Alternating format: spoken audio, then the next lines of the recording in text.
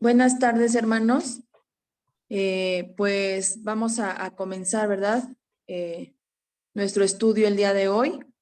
Seguimos con las enseñanzas del reino. Estamos leyendo Mateo y recordemos, hermanos, que hasta esta parte en la que llevamos, donde estamos viendo pues los milagros que está haciendo Jesús, pues siguen siendo enseñanzas sobre el reino. Ese es como que el objetivo. Ya se conectó mi hermano Jorge. Le cedo la palabra a mi hermano Jorge, entonces.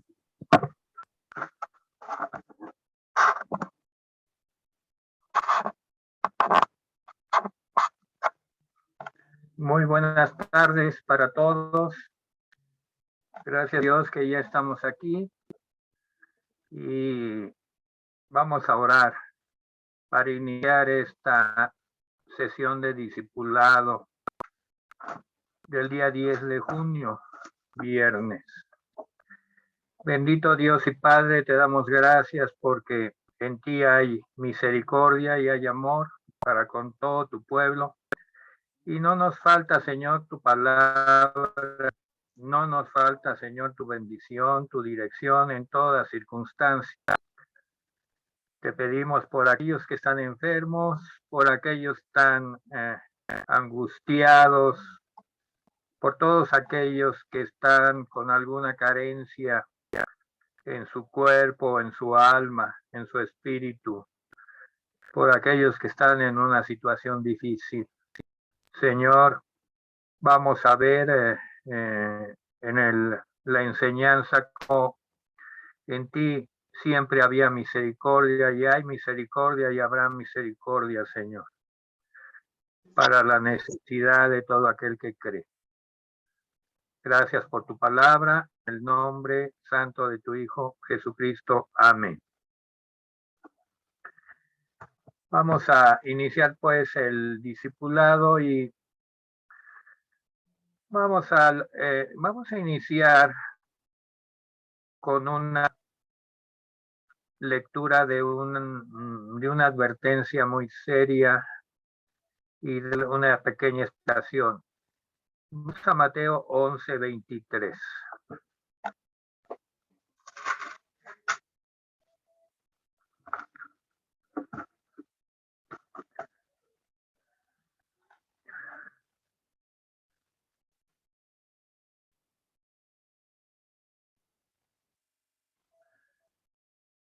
Dice, y tú, Capernaum, que eres levantada hasta el cielo, hasta el Hades serás abatida. Porque si en Sodoma se hubieran hecho los milagros que han sido hechos en ti, habría permanecido hasta el día de hoy.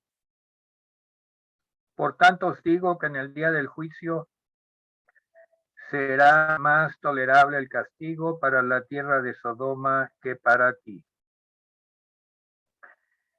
Esta declaración que hizo el Señor más adelante del estudio que vamos a dar es una declaración muy seria, porque el estudio que estamos dando se llama Milagros de Jesús en Capernaum de Galilea.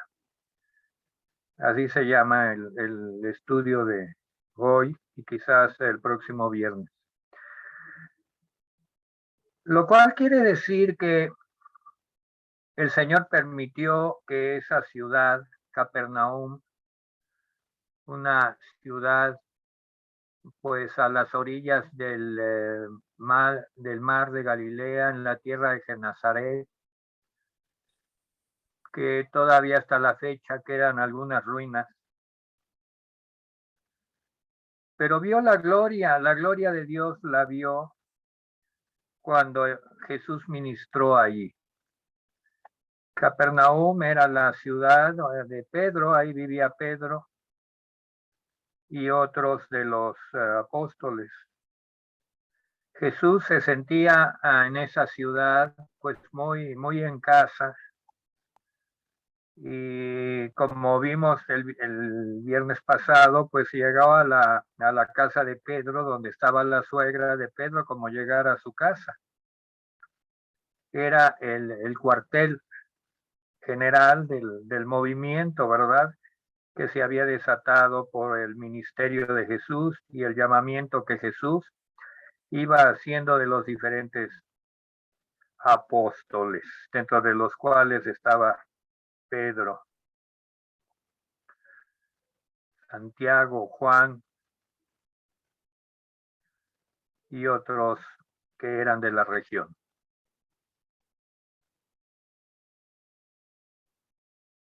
¿Qué nos dice aquí en esta advertencia?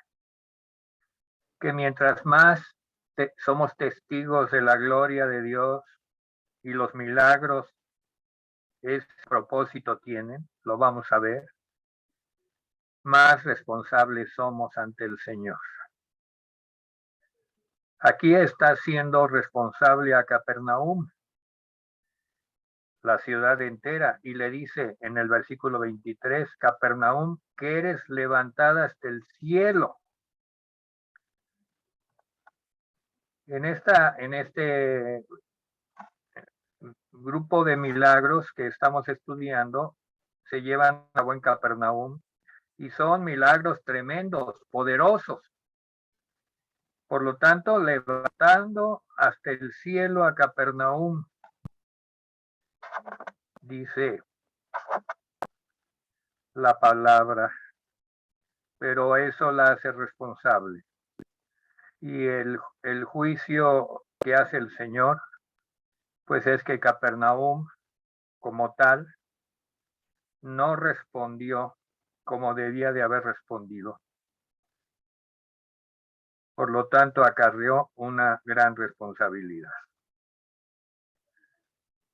Así empezamos el estudio, sintiendo la responsabilidad que está sobre nosotros de estudiar la palabra y ver en el Espíritu y que hemos visto muchos milagros realizarse en nuestra vida de fe, nuestra vida cristiana.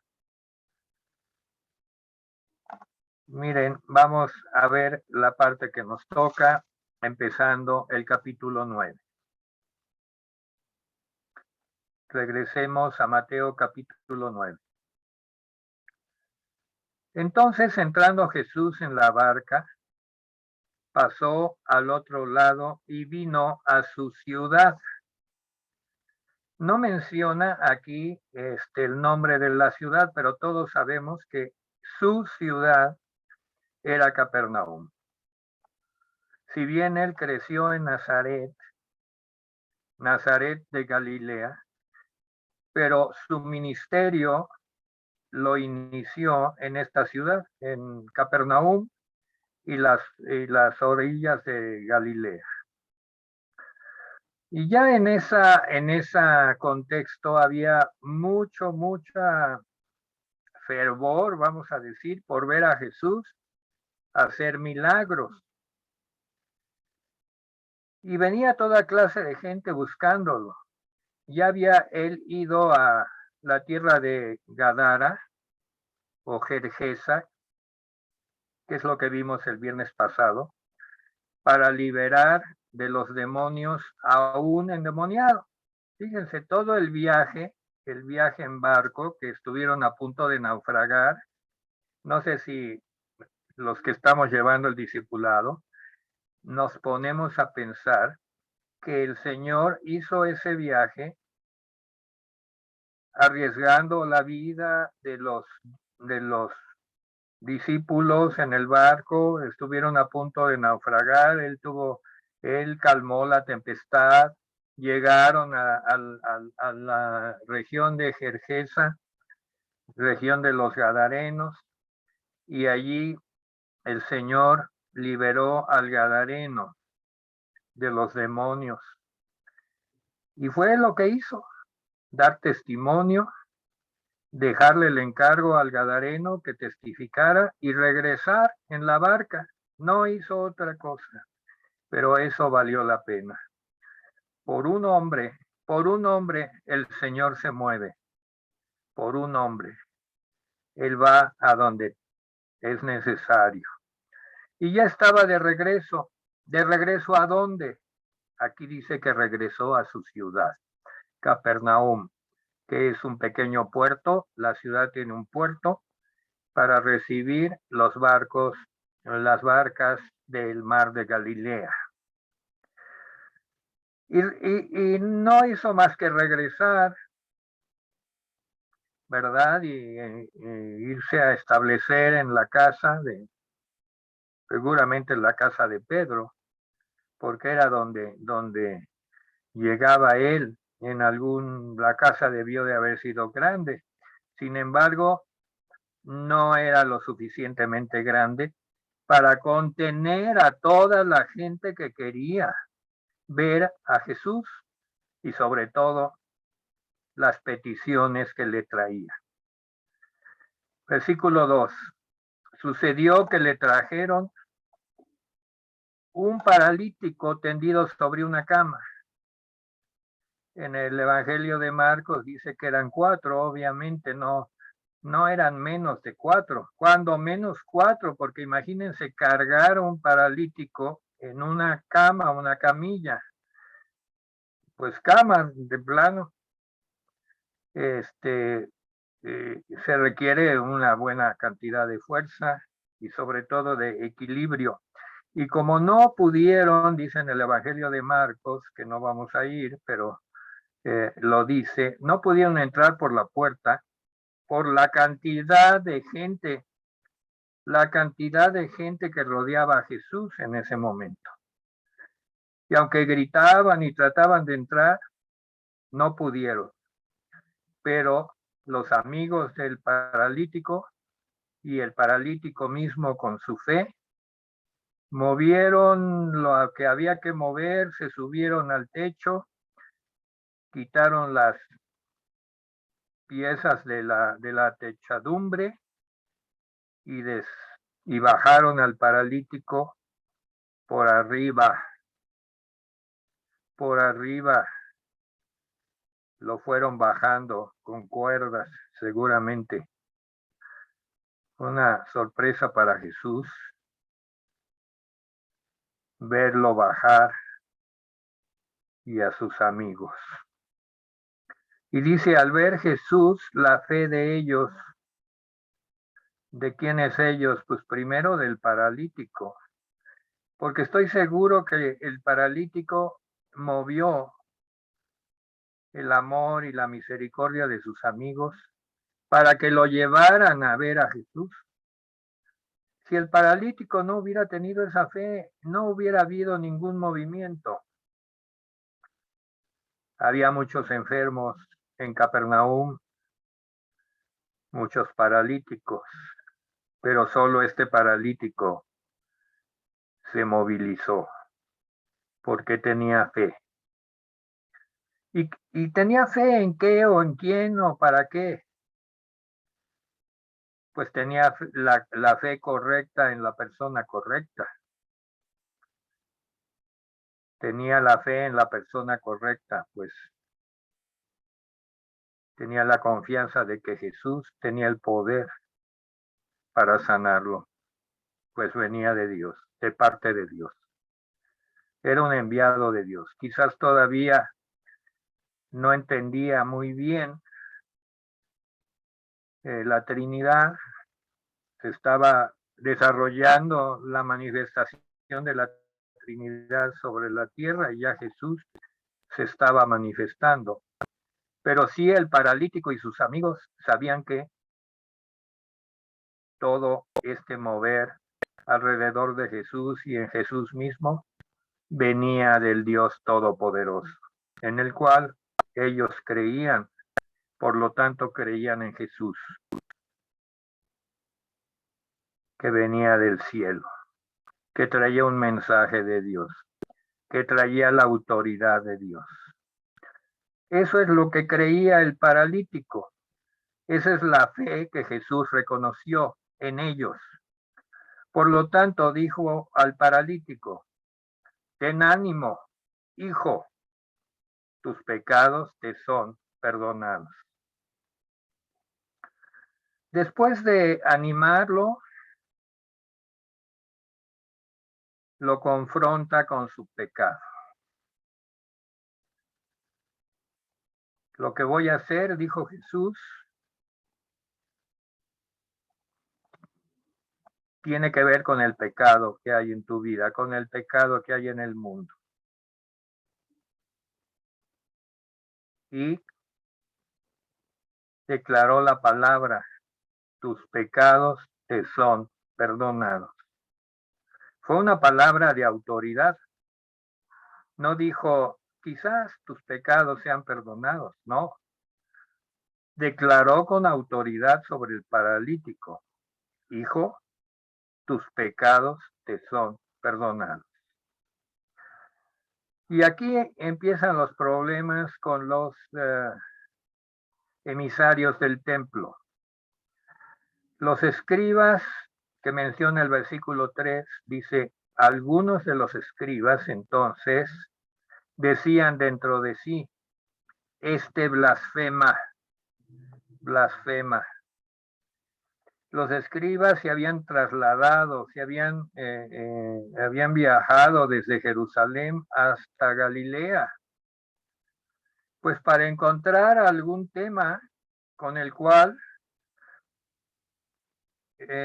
juzgar y criticar a Jesús, que ya estaba cobrando pues mucha popularidad entre la gente, principalmente de la zona de Galilea.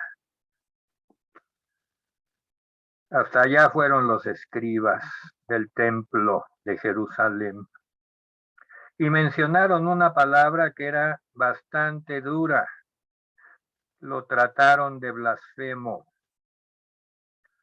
Blasfemia.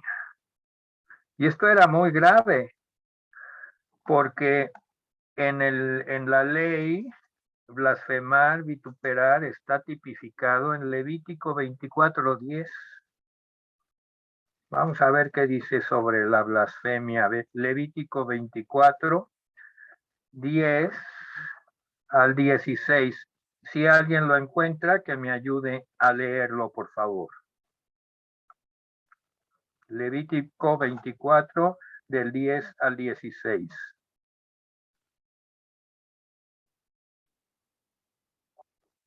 Amén, yo lo leo, paz. Dice la palabra de Dios. En aquel tiempo el hijo de una mujer israelita, el cual era hijo de un egipcio, salió entre los hijos de Israel. Y el hijo de la israelita y un hombre de Israel riñeron en el campamento. El hijo de la mujer israelita blasfemó el nombre y maldijo. Entonces lo llevaron a Moisés y su madre se llamaba Selomit, hija de Dibri, de la tribu de Dan. Y lo pusieron en la cárcel hasta que les fuese declarado por palabra de Jehová. Y Jehová habló a Moisés diciendo, saca al blasfemo fuera del campamento y todos los que le oyeren pongan sus manos sobre la cabeza de él y apedréelo toda la congregación, y a los hijos de Israel hablarás diciendo, cualquiera que maldijere a su Dios llevará su iniquidad, y el que blasfemare el nombre de Jehová ha de ser muerto, toda la congregación lo apedreará, así el extranjero como el natural, si blasfemare el nombre, que muera. Hasta ahí. Es un asunto grave blasfemar, según la ley que Jehová le dictó a Moisés. Maldecir, vituperar, eso significa blasfemar. En Lucas 12, del 8 al 10, nos aclara algo más.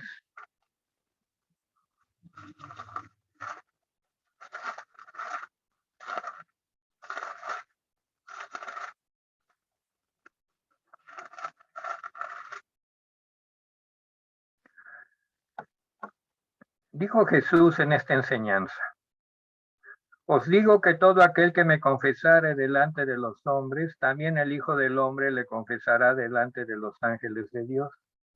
Mas el que me negare delante de los hombres, será negado delante de los ángeles de Dios.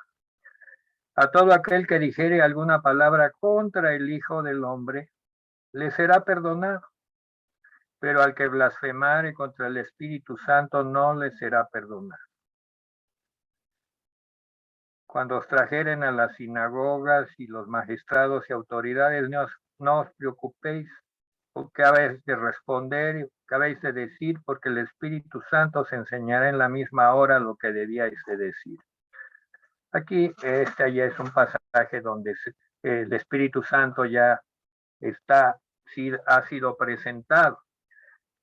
Así es que aquí, en esto de la blasfemia, pues está involucrada la ley, y ya Jesús, pues había declarado, ¿verdad?, que los pecados le son perdonados, y esto solo era una atribución divina, perdonar pecados. Por lo tanto, si él no cumplía lo que dijo a continuación, vamos a ver qué dijo a continuación.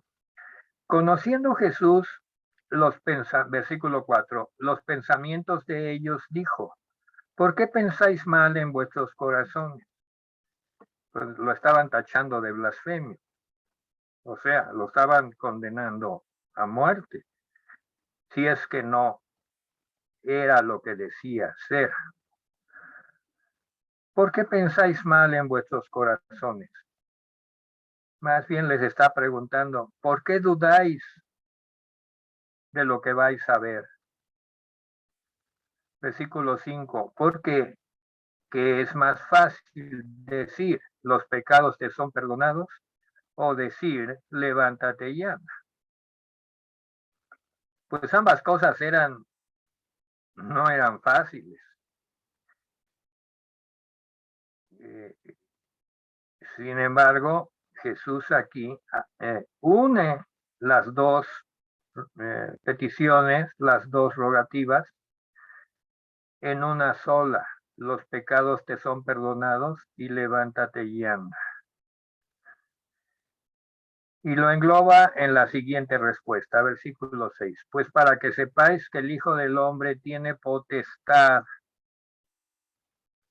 en la tierra para perdonar pecados, dice entonces al paralítico, levántate, toma tu cama y vete a tu casa. Tenía que cumplir las dos órdenes, pero la primera no se veía, el perdón de los pecados. Eso competía solamente a Dios. Pero la segunda sí era visible a los hombres, la sanidad del paralítico. Para que vieran que se cumplen las dos, le ordena al paralítico que se levante, un milagro pues creativo, de misericordia absolutamente.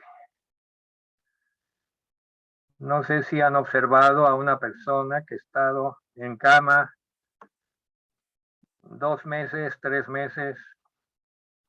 Ahora con el COVID, muchas personas estuvieron en cama y perdieron toda la masa muscular o buena parte de la masa muscular, quedando casi en los puros huesos.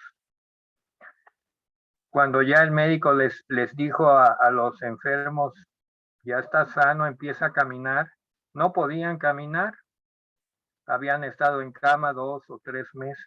No tenían fuerza, sus músculos estaban pues en el nivel mínimo como para levantar y sostener el cuerpo. Tuvieron que pasar tiempo de rehabilitación para ir pudiendo caminar pasito a pasito. Pero este era un milagro creativo. Formó la fuerza muscular de los tendones. Primero sanó el aspecto neurológico y todo aquello que había llevado al paralítico, quizás había nacido así, o algún accidente, no dice cómo fue, llegó a ser paralítico. Pero indudablemente que su cuerpo no respondía, tenía que ser creado algo nuevo, y fue creado en un instante, en un abrir y cerrar de ojos, se hizo este milagro. Y no solo se levantó, sino que pudo cargar con su cama, porque la orden fue, levántate y toma tu cama. Cuando el Señor hace estas cosas, es impactante, verdaderamente. Había que demostrar una cosa con la otra, cumplirlas solo mediante el poder divino, por un lado, y la redención, la expiación de los pecados. Esto implicaba la redención, la expiación de los pecados, implicaba que sin derramamiento de sangre no hay perdón de pecados, dice la palabra de Dios. En Apocalipsis 5:9, vamos rápidamente.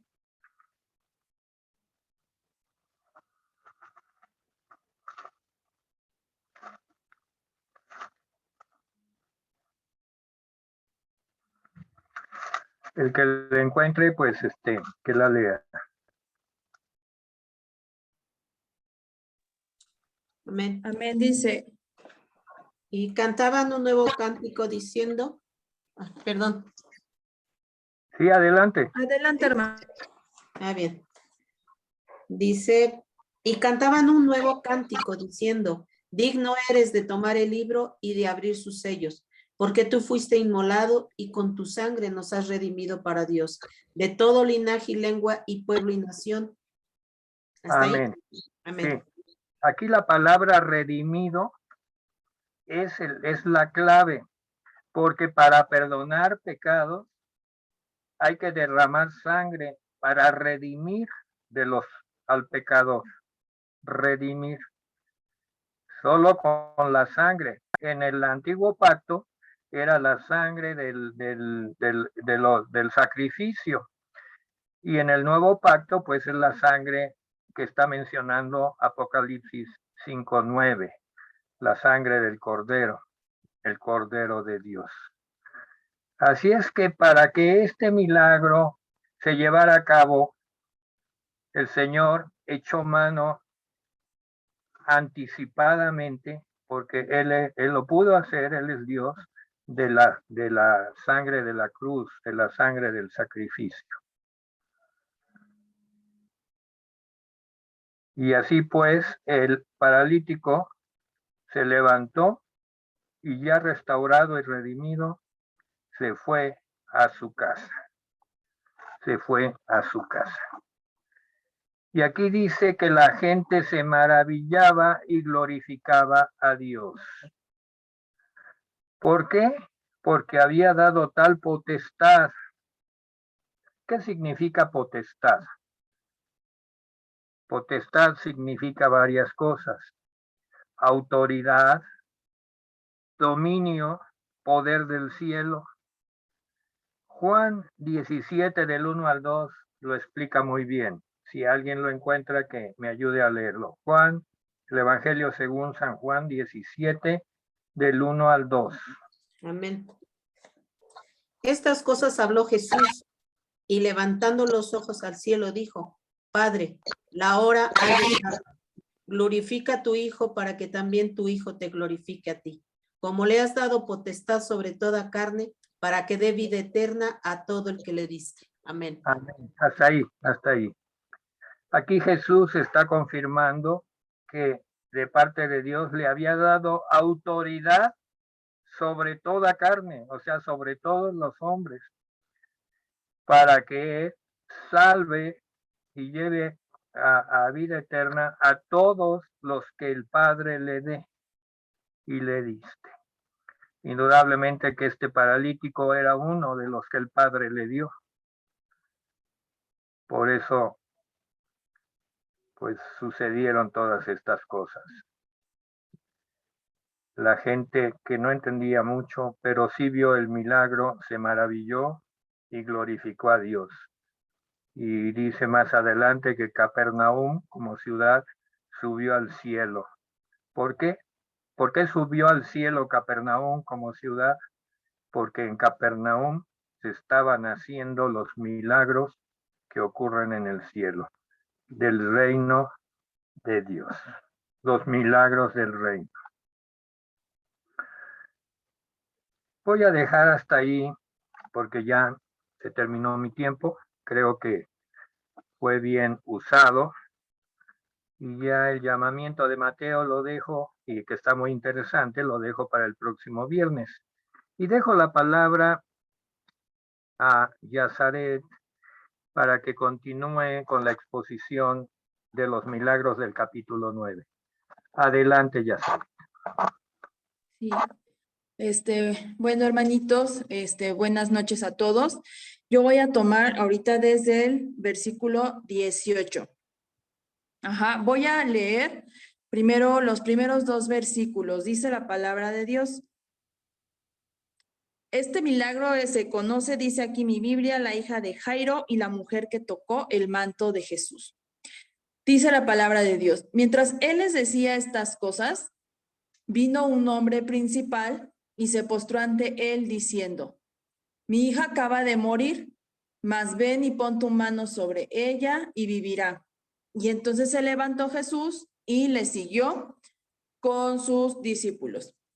En este pasaje, hermanos, Jesús pues va con prisa, ¿verdad? Llega este hombre que era un principal, seguramente era de la sinagoga y pues un principal, ¿verdad? Entonces dice que va a cumplir con prisa pues esta misión, ¿verdad? Y en lo que él se dice que una multitud, Marcos y Lucas también relatan este milagro, y ellos dicen que había una multitud que seguía a Jesús, ¿verdad? Que él había de hecho llegado a una orilla, que estaba a la orilla del mar y que la multitud se amontonaba pues en él, ¿no? Porque pues querían tener un contacto con Jesús. Y entonces viene este hombre, se postra a los pies de Jesús y le dice: mi hija está agonizando, dicen los otros 2 pasajes de Marcos y Lucas, pero ya estaba a punto de morir, estaba en una situación grave la hija de este hombre. Entonces, él tenía una misión. Este hombre, según Marcos y Lucas, se llamaba Jairo. Ajá. Aquí Mateo se llama así el encabezado, pero no dice su nombre, pero Marcos y Lucas dicen que se llamaba Jairo. Ajá. Entonces dice que le dice a Pedro, a Juan y a otro de sus discípulos que lo siguieran. Ajá. Y se va. Entonces él empieza a agarrar camino, pero la gente, pues toda la gente también tenía pues necesidades, ¿verdad? Dice que le seguía una gran multitud y lo apretaban. Entonces, toda esta gente tenía la valiosa oportunidad de estar cerca de Jesús, de tocar a Jesús. Sin embargo, aunque todos lo tocaban, porque pues con el gentío, ¿verdad? Pues no pasaba a más de que lo tocaran, y pues ya en el empujón entre tanta gente, no pasaba a más de que lo empujaran, ¿verdad? Porque él quería ir a ver a la hija de Jairo.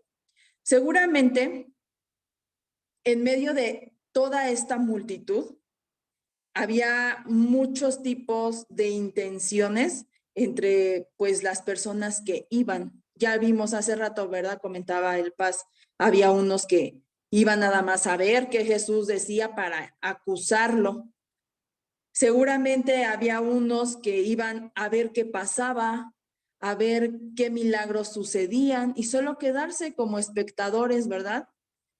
Yo pienso que en una multitud tan grande había mucho tipo de personas y que iban con distintas intenciones a presenciar, ¿verdad? Lo que Jesús iba a hacer, ¿verdad? Cuando Jesús visitaba, pues, y pasaba por estos lugares. Entonces, en medio de toda esta multitud, entonces dice que pasa algo, ajá, ocurre algo.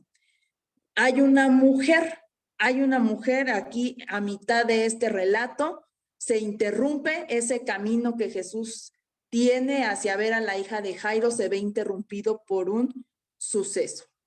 Voy a hacer aquí una pausa. Imaginemos, hermanos, que hoy en día, o sea, vamos a trasladar todas estas circunstancias a nuestro día de hoy, que nos hubieran dicho: ¿qué crees que que va a venir Jesús, va a pasar por Tizayuca, ¿no? Los que estamos en Tizayuca. Y pues dicen que Jesús está sanando a la gente, está sacando demonios, dicen que sanó a un ciego, que sanó a un leproso. Seguramente, o sea, ¿cuál sería nuestra actitud ante esta noticia, ¿no? Que un tal Jesús que hace milagros, que salva a las personas, que las sana, va a pasar por nuestra ciudad. Seguramente, y lo digo y hablo por mí, ¿verdad? Hablo por mí. Seguramente yo sería una de esas personas que antes de decir sí, sí voy, pondría a considerar muchas cosas. Ay, es que va a ser mucho calor. O ay, es que no tengo dinero. O ay, es que va a haber mucha gente, así como el desfile del 15 de septiembre, imaginémonos, ¿no? La gente se amontona para ir a ese desfile y ver marchar a unos soldados y etcétera, ¿no? La gente es una multitud y muchas personas deciden no ir, ¿verdad? A ver este festejo, pues porque hay muchísima gente, porque es que se roban a los niños, ¿cómo yo voy a ir? Bueno, imaginemos entonces estas circunstancias. Yo sería de esas que diría, pondría muchas excusas y pensaría y consideraría muchas cosas antes de decir, sí, sí voy a ir a ver a este Jesús porque lo necesito. Esa no sería mi primera respuesta. O sea, esa no sería, ¿no? Entonces, esa realidad que hoy en día, si lo imaginamos y suponiéndolo, esa realidad de hoy seguramente era una realidad en ese entonces. Ajá. Pero entonces aquí ocurre algo. En medio de esta multitud, en medio de muchas personas que iban con distintas necesidades y con distintas circunstancias, que estaban ahí por alguna razón mientras Jesús estaba pasando, dice el versículo 20, he aquí una mujer enferma de flujo de sangre desde hacía 12 años, se le acercó por detrás y tocó el borde de su manto, porque decía dentro de sí, si tocare solamente su manto, seré salva. Este milagro, hermanos, entonces, debería de llamarse la mujer que se robó la atención de Jesús, ¿no? Entonces, vamos a considerar primero algunas cosas. Esta mujer llevaba en la costumbre de las mujeres, como dice la palabra de Dios, o sea, menstruando, pero llevaba 12 años en esa circunstancia. No era como que chin ese día le tocó y estaba en esa circunstancia, en esa condición. No, ella llevaba así 12 años. En esta condición, entonces, las mujeres eran consideradas inmundas. Ajá. Y inmundas, pues porque tenían flujo de sangre y no podían acercarse a la gente. De hecho, se encerraban durante este periodo que normalmente pues solo dura unos días cada mes, pero esta mujer llevaba así 12 años. Entonces, era considerada una persona inmunda. De modo que además, tras una circunstancia así, hoy en día tiene un nombre. Esta circunstancia ocurre en mujeres de hoy en día y generalmente requiere una operación, una extracción de ovarios, de la matriz, una cosa grave. Ajá, es una circunstancia grave. ¿Por qué? Porque una circunstancia así de estar constantemente saliendo un flujo de sangre de nuestro cuerpo produce anemia, y esta anemia en las mujeres, además de que la circunstancia de los hijos, etcétera, produce pues debilidad y también produce osteoporosis. O sea, seguramente esta mujer, esta circunstancia le había acarreado muchos problemas de salud. Podemos decir que estaba, además de que enferma de lo obvio, pues tenía debilidad, ajá. Estaba en una circunstancia complicada. Incluso no tenía dinero. Dice que en Marcos y Lucas relata que había perdido todo su dinero en médicos y que no habían podido ayudarla. Ciertamente esta mujer la veía difícil, era una dificultad El ir en medio de una multitud, si de por sí en esa condición ir a donde había poca gente era difícil, ir a una multitud en su condición era un reto, pero eso no importó. Ella tomó riesgos, salió a la calle, fue hacia donde estaba esta multitud de personas, porque ahí era donde estaba Jesús. Ella tenía una necesidad y eso es lo único que ella pensó. Sabía que solo Jesús podía ayudarla. Y este era un Jesús entonces que aparentemente era inalcanzable, porque imagínense toda la gente que estaba, ¿no? Podríamos decir que a lo mejor hasta Jesús era inalcanzable para ella. Ajá. Entonces, no podía perder esta oportunidad.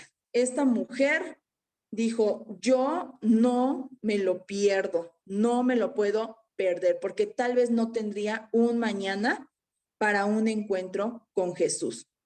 La fe de esta mujer entonces no era perfecta. Podemos decir que muchos dicen, muchos que estudian la palabra, incluso han hecho estudios sobre este tema, dicen que tenía ciertos tintes de superstición en el decir, chin, yo voy a tocar solo su ropa. Pero yo no creo eso, hermanos, porque esta mujer sabía y conocía las tradiciones judías, etcétera.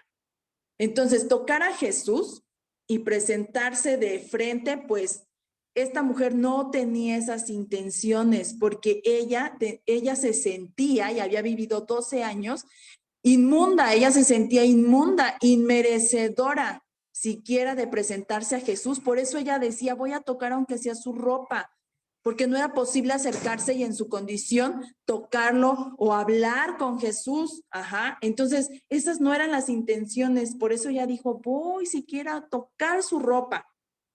Entonces, ¿qué significa tocar el manto de Jesús? Entonces, vamos a echar un vistazo a un simbolismo bíblico, porque hay un simbolismo detrás de de las ropas, de las vestiduras de Jesús, del manto. Todo judío, entonces, incluyendo Jesús, usaba un manto conocido como talit, que era una pieza de tela que no tenía costuras y era usada sobre una túnica y era como una capa, como un chal, Y entonces dice que esta capa debía tener 4 esquinas, en las 4 esquinas debían de colgarle unos flecos y estos flecos se llaman tzitzit. Estos flecos tenían una determinada cantidad de franjas, como lo estipulaba la ley en Deuteronomio 22:12, podemos ver esto. Si quieren, vamos rápidamente, hermanos. ¿Alguien que lo tenga? Deuteronomio 22:12.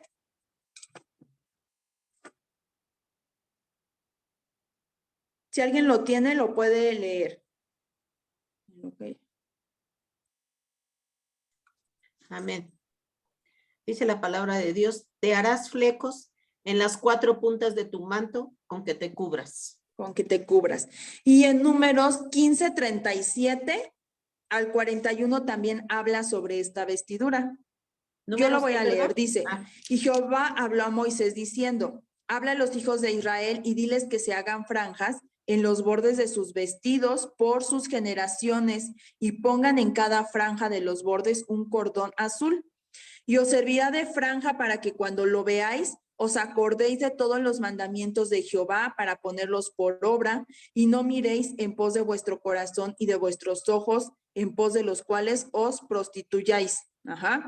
Para que os acordéis y hagáis todos mis mandamientos y seáis santos a vuestros ojos. Esa entonces era la ley sobre la vestimenta y este manto entonces tenía que tener una cierta cantidad, 613 en total, que representaban los mandamientos de la Torá. Entonces estos bordes representaban la palabra, o sea, era la ley, colgada en este manto para que decía que no se olvidaran nunca de la ley de Dios. Entonces, no estaba tan equivocada esta mujer, ni era tinte de superstición. O sea, ella dijo, el manto es algo importante. Si tan solo yo tocar entonces ese manto de Jesús, o sea, yo sé que voy a ser sanada, ¿no? Entonces, hoy en día, nosotros nos acercamos a Jesús, pues deseando que Él nos sane, nos liberte, nos prospere, todo, ¿verdad? Y entonces el Espíritu Santo es quien nos lleva a tocar estos bordes del manto de Jesús, que espiritualmente es la palabra de Dios. Por eso esto es mero simbolismo, pero esta mujer no estaba tan equivocada. El manto era algo importante, representaba algo importante ante sus tradiciones. Ajá. Entonces, esta mujer fue lo que tocó, ese borde que tenía las franjas, que contenía estas franjas, fue lo que esta mujer tocó. Entonces, el talit, que es la vestimenta, esta capa, se usaba cuando iban a los templos, pues ahí orando, tapaban así como, haciendo como una casita donde colgaban las franjas y ahí ellos oraban. Esto representaba pues intimidad, ¿verdad? Así ellos entraban a la presencia de Dios. Ahora, no debemos confundirnos. Lo importante aquí no es el manto, no es como la ropa físicamente, sino lo que representa, ajá, porque este talit entonces representaba esa comunión donde uno entraba a la presencia de Dios a través de la oración. Y esto fue lo que esta mujer tocó. Y entonces dice el 22, versículo 22, pero Jesús volviéndose y mirándola le dijo, ten ánimo, hija, tu fe te ha salvado. Y la mujer fue salva desde aquella hora. Aquí Mateo lo resume, es muy rápido este relato, pero en Marcos y Lucas da otros detalles, ¿no? Decía que Jesús es cuando dice, alguien me ha tocado. Pedro le dice, ay Señor, pues toda la multitud te está apretujando. ¿Cómo dices que alguien me ha tocado? Y dices que alguien tocó mis vestiduras. Ni siquiera era algo que le hayan tocado la piel, los pies, no. Alguien tocó sus vestiduras. Y entonces esta mujer arrebató la atención de Jesús con ese toque. Ajá.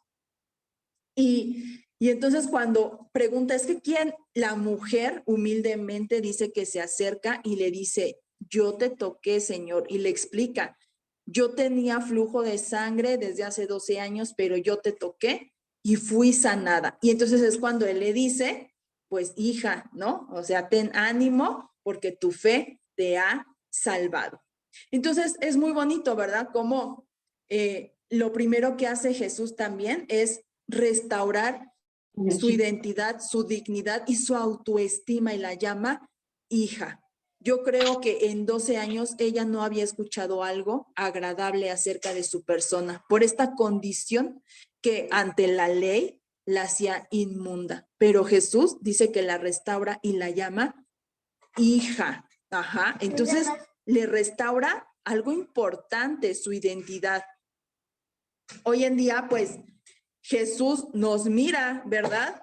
Incluso nos llama por nuestro nombre, nos anima, nos levanta, nos restituye, ¿verdad? En todos los sentidos. Y dice que nos llama hijos. Ajá. Entonces, ya después, pues, de la pequeña interrupción, de que ese arrebato de atención, Jesús continúa con la petición de Jairo, o sea, hasta este momento él no se ha olvidado que él iba a sanar a la hija de Jairo. Ajá. Entonces, esto nos enseña algo, pues, bien padre, ¿verdad? Jesús nunca se olvida de ninguna de nuestras necesidades, o sea, que por atender una deje otra, no. Incluso Marcos y Lucas relatan que mientras Jesús está con esta situación de la mujer, llega uno de la casa de Jairo y le dice, tu hija ya se murió, ya ni molestes al maestro. Sin embargo, cuando Jesús escucha es que le dicen eso a Jairo, le dice, Jesús se refiere a Jairo y le dice, no temas, solo cree.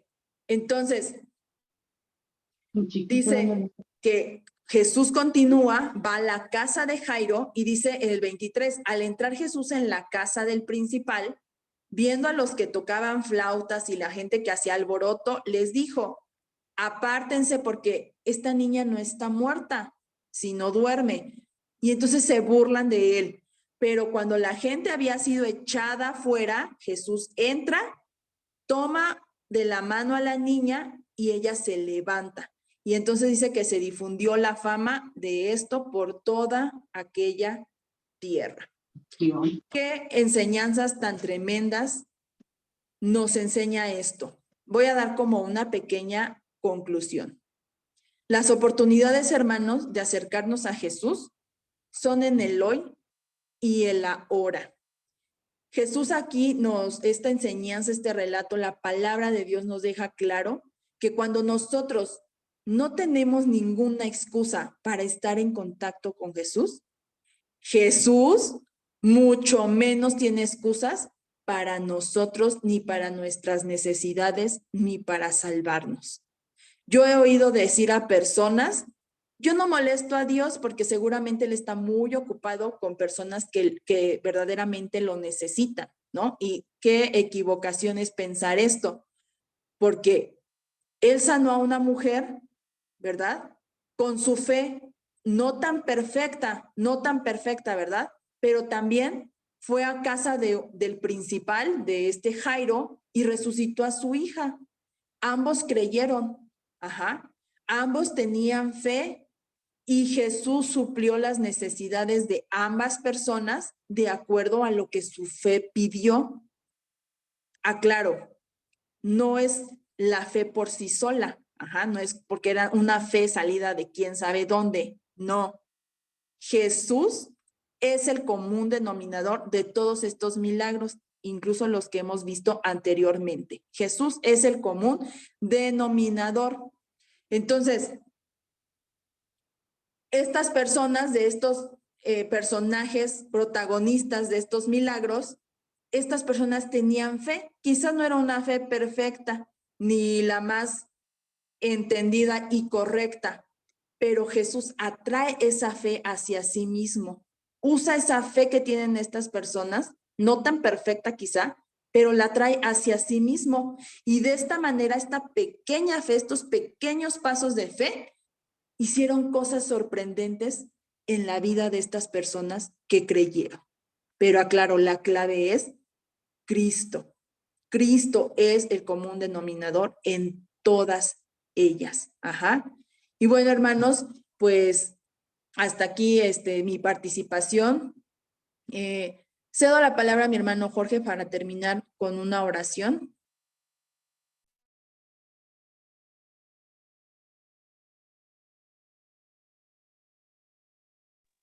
¿Sí está mi hermano Jorge?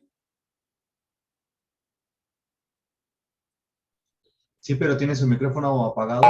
Está prendiendo. Ya está activo. Está prendido, perdón. Bendito Dios y Padre Celestial, cuántas gracias te damos por tu palabra, Señor. Quizás cuando empezamos este estudio hace una hora, pues no teníamos la fe que ahora tenemos, leyendo y discerniendo tu palabra, los hechos maravillosos que el Espíritu Santo nos ha revelado a cada uno de nosotros en nuestro corazón. Como se ha dicho por parte de, pues, de los que hemos comentado tu palabra, la fe en la persona adecuada, en la persona de Jesús, lleno de gracia y de verdad, y sobre todo detentando la autoridad que Dios le dio, porque ningún milagro hizo él por su propia cuenta. Él estaba en una comunicación constante con su Padre. Él mantenía esa comunicación y eran los que Dios le había puesto, sobre los cuales él declaró que fueran salvos, porque en ambos casos, primero los salvó y después los sanó. Y esta es una enseñanza muy grande. Hay que arreglar las cuentas con el Señor y ponernos en paz con Dios para después ser sanos en el cuerpo. Debemos ponernos a cuentas con el Señor. Debemos confesar nuestras transgresiones, clamar por la redención que ya ha sido efectuada por medio de la sangre de Jesús. Y esperemos la sanidad. La sanidad vendrá por la misericordia de Dios. Te damos gracias, Padre, por tu misericordia, por tu amor, por haber enviado a tu Hijo, por haber enviado al Espíritu Santo, por la intercesión de Jesús, para que morara entre nosotros y nos trajera a memoria todas las cosas que hizo Jesús, algunas de ellas, porque no son todas. Si se escribieran todas, dice la palabra, se llenarían muchos volúmenes. Podemos pensar que Jesús tuvo continuamente misericordia de infinidad de personas. Algunas de ellas son mencionadas aquí. Y sigue sanando, y sigue tocando vidas, y sigue restaurando, redimiendo, salvando a todo aquel que dé el paso de fe y de esperanza. Señor, toca los corazones esta noche de los que estamos oyendo y de los que van a oír el mensaje en algún momento a través de las redes, de las repeticiones que se dan de los mensajes. Escucha, Señor, como lo hace siempre, toca sus corazones, interésalos en ti, desata la fe que hay en ellos. Son tus hijos, Señor, tú los conoces, tú conoces a cada uno y los estás llamando, nos estás llamando. Es tiempo de gracia, es tiempo de salvación, es tiempo de sanidad. Tomemos la decisión correcta. Busquemos a Jesús. Entreguémosle nuestra vida y nuestra esperanza. Y seamos agradecidos con Dios. Y reconozcamos el poder del Espíritu Santo que está disponible para todo aquel que cree. Despidámonos en paz como pueblo suyo, con un corazón agradecido y alabando su nombre. Y exaltando el nombre de Jesús. Gracias, Señor. Buenas noches. Estamos despedidos. Tenemos... Bendiciones, hermanos. Dios guarde. Gracias, Chas. Bendiciones, pastores.